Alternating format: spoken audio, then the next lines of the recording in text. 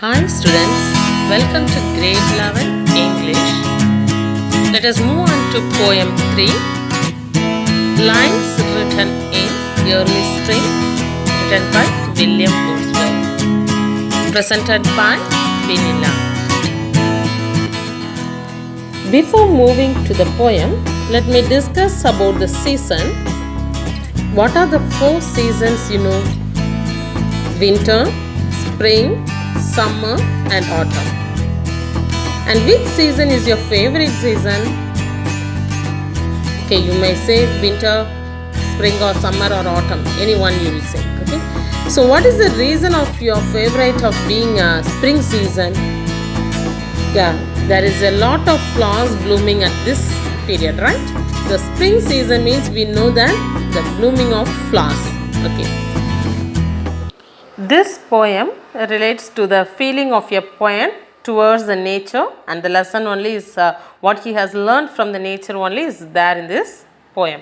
Okay, the poem is a set in a landscape of beauty, a small woodland grove. Okay, so about that only, in that space only we are going to see. And Wordsworth was inspired in writing his poem when he was walking near to his village of Alford. So Alford is the place where he was walking. So he admired the beautiful scenery of Alford, and this poem is associated with the beauty. Now let us see about the author, William Wordsworth. So take a book, page number 86, about the author. William Wordsworth was born on 7th April 1770 and died in 23 April 1850. Was a major English poet who, with Samuel Taylor Coleridge, helped to launch the Romantic Age in English literature with their joint publication Lyrical Ballads. Wordsworth was Britain's poet laureate from 1843 until his death. He was popularly known as a nature poet. Some of his famous poems are Daffodils, The Solitary Reaper, To the Cuckoo, The Tables Turned, lines composed a few miles above Tintern Abbey. So William Wordsworth, he was born in the place of Cockermouth in UK, that is in 7th April 1770, and died at a place of Rydal Mount in UK on 23rd April 1850. And their parents' name is called John Wordsworth and Anne Coxon. And he was one of the major literary figure of all times in the history of English literature. Okay, so Wordsworth collaborated with Samuel Taylor Coleridge in preface to Lyrical Ballads, marking the start of Romantic era. So Romantic era starts from the year 1798 to 1832. So those years they call as a Romantic era. So here Coleridge and Wordsworth joined together. They had preface to Lyrical Ballads. They had. Okay, William Wordsworth's works are enjoyed by both youngsters and adults also, and surely he remains such one of the most important and favored poets among them. Okay. In 1843, he became an England's poet laureate. Laureate means a master of poets, a glorious things. Okay, so a position he held for the rest of his life also till his death. He was having that position as a poet laureate in the year 1843. And also he was known as the nature poet, and some of his famous poems are Daffodils, The Solitary Reaper, To the Cuckoo, The Tables Turned, lines composed a few miles above Tintern Abbey. These are his famous poems. Okay, so let us move on to the poem Lines Written in Early Spring by William Wordsworth. Warm up. Do you go for leisurely walks? If you are a city dweller, what or who would you expect to see on your way? So if you are moving for the leisurely walks, what you would like to see in the as a city dweller. City dweller means Nagaravasigal. So if you are a city dweller, what you would be expecting to see on the way? Okay, you can suggest your own answers, or you can read this. Yes, I do go for morning walks with my classmate Raghu. I live in Chennai. We go to the beach for the walk. We come across policemen, doctors, aged people, and some small children too, briskly engaged in long walks. They enjoy the morning sun at the backdrop of the golden sea. Also, I find a host of vendors selling vegetable soups, bitter gourd soup, and nourishing drinks on the seashore. There are points where pure water is sold in glasses. The spring dug out a few hundred meters near the sea is really sweet. I find one green volunteer group collecting all plastic garbage and cleaning the beach. The next question. If you go to a village, what scenes would you observe? Answer. If I go to a village, I will find water-thirsty lands and their owners longing for rains. I will also find some farmers trying to coax their borewell owners to provide necessary water for their little vegetable garden to help them eke out a living. I will also find younger children getting ready to go to school. There would be hens busy searching for their breakfast or chanticleers announcing their supremacy on the rooftops. Now, read the poem Lines Written in Early Spring, which expresses the poet's feelings towards nature and the lessons he has learned from it. First paragraph. I heard 1,000 blended notes while in a grove I sat reclined. In that sweet mood when pleasant thoughts bring sad thoughts to the mind. So the explanation for this first paragraph is the poet William Wordsworth was reclining in a grove. Reclining means he was sitting or leaning in a rest position is called reclining. So where he is sitting means in a grove, beautiful grove. So grove means it is a small area with group of trees is called grove. That is a woodland or forested area will be telling no, that is called grove. So this poet what he is doing, he is sitting in a relaxed manner in a grove. So that grove, how it is means it is surrounded by a mixed sounds of nature. That is a musical notes of nature he could hear in that place, in that environment. So that environment brought him both a pleasant or a sweet mood.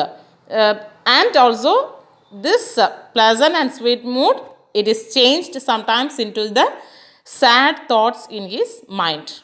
Okay, so what is the reason of the sad thought means because of the human's attitude towards the nature only bringing his bringing him a sad thoughts. Okay, so this lines Wordsworth describes a bitter sweet moment.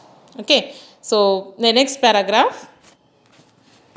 To her fair works did nature link the human soul that through me ran.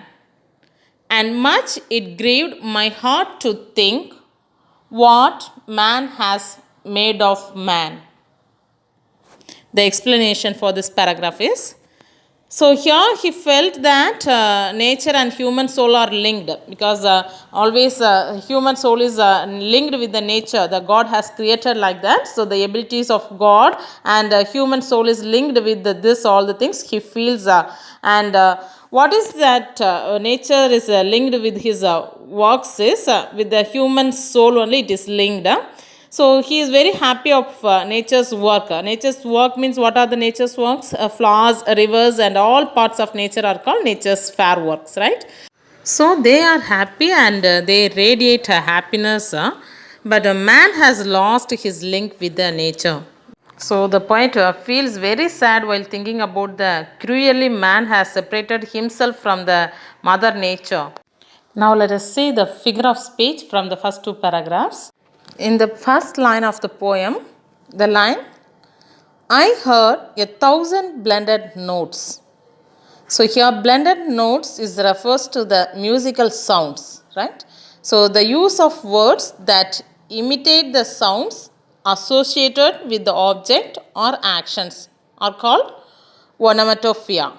Okay, so here I heard 1,000 blended notes is the figure of speech is onomatopoeia. Next one, the rhyming scheme used in the stanza. So you can see the last word of a sentence, notes. So you can note it A, and second line last word reclined. So it doesn't mean the same sound, so you can note it as B. And third sentence last word thoughts. Notes and thoughts same sound ends with the, so we can put that as A. And fourth line mind, reclined mind, D sound. So we can put the same rhyming scheme B.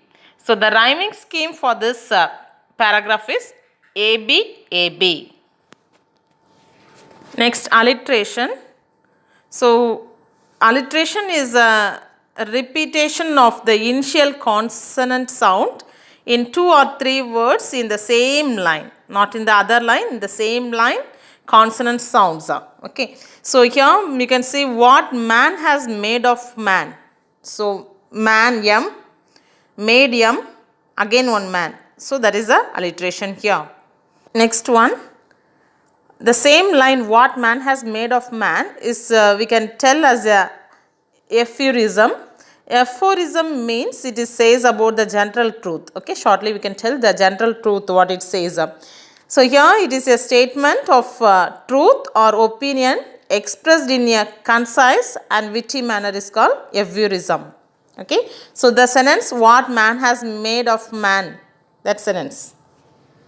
Next line we can see, to her fair works did nature link. So this line, when human qualities are given to an inanimate object or non-living thing, it is called personification. So here this line, the poet personifies nature with the abilities of linking a human soul to herself. So this line also is called as a personification. Let us move on to the third stanza. Through primrose tufts in that sweet bower, the periwinkle trailed its wreaths, and this my faith that every flower enjoys the air it breathes. So the explanation for this paragraph is, primrose means it is a wild plant with yellow flowers. Okay, so the tuft means it is the bunches. So where it is in the sweet bower, bower means it is a shady place under trees. So here this flowers, this primrose, what it is doing, it is it is under the bunches and it is having in the shady place. And we are comparing with another one flower, that is a periwinkle. Periwinkle is a large flower, blue color flower. It is trailed its wreaths. Trailed means the plants with the it is dragging along the ground. So it is filled in the ground, that like a creepers, no, it will be filled in along the grounds. That is called trailed. So this large blue flowers in the form of wreaths, that is arranged in the, wreaths means that is arranged in the flowers of in a circle formation, right? So for decorations you will make a wreath to keep it in your head or something like that. Okay, so the poet has faith or strongly believes that every flower enjoys each and every ounce of the air it breathes. So they are very thankful for living beside the nature. Primrose tufts are the periwinkle. Every flower enjoys the air it breathes. So here the personification is flowers are personified to enjoy the air they breathe. So it is this last line is called personification. Next stanza. The birds around me hoped and played. Their thoughts I cannot measure, but the least motion which they made, it seemed a thrill of pleasure. The poet describes the joy of birds here in this line. So the birds around me hoped and played. Hoped means jumping and they played. So they sang, they hoped and played around the poet. So the poet doesn't understand the language and ways of the birds, but he recognized their least motion. Least motion means the movements are out of the sheer pleasure and joy. This everything he understands. He recognizes that. Okay, so it seems a thrill of pleasure. Thrill of pleasure means was an excitement for him. Pleasure means joy. So it was a excitement, joy for him to see these birds in that place. The next stanza. The budding twigs spread out their fan to catch the breezy air, and I must think, do all I can, that there was pleasure there. The explanation is the budding twigs. Budding twigs means it is a developing small leafless branches of a woody plant. So from that small budding it will be there, no? So that one is called budding twigs. So to catch the breezy air, so it is going to touch the air. It wanted to touch the air, and I must think, do all I can. So now the twigs open up and take in the sweet breeze that is flowing through them. So then the poet says that all that he can do is gather a pleasure in their existence. Okay, so he can gather all the pleasure means joy there. Last stanza. If this belief from heaven be sent, if such be nature's holy plan, have I not reason to lament what man has made of man? In the last paragraph, the poet concludes by God has created nature and it was the holy plan of God. So he wanted everyone to be happy. So he laments. Laments means sorrow, sad. That man is working against God's holy plan. So God has given us the nature, but man, what he is doing, he is not utilizing that in a proper way. So God feels very sad, very sorrow, laments. Okay. So what the man is doing, he is destroying the nature. He is not taking care of the nature. Everything is called destroying. Okay. So that makes very sad for the poet. So we have to be very kind, very happy towards the nature. God has created nature for all to enjoy peacefully, but man, by his irresponsible behavior, has brought distress and sorrow to nature and to fellow men also. So, this thought deeply disturbed the poet in this poems, that is, lines written in early spring. So, again and again, he is saying the last line, what man has made of man. With that, he has concluded. Hope you have understood the poem. Thank you for listening. Now let us move on to glossary. Take the poem book back. Glossary. First one. Grove. A small area of land with a group of trees. Sit. Old-fashioned spelling for sat. Recline. Lean back in a position of rest. Grieve, mourn, or to feel intense sorrow. Primrose, a wild plant with yellow flowers. Tufts, bunches. Bower, a pleasant shady place under trees. Periwinkle, a trailing plant with large blue flowers. Wreaths, an arrangement of flowers in the shape of a circle. Lament, to express sorrow or unhappiness about something. Okay, today's homework. Go for learning appreciation question answers given in the guide.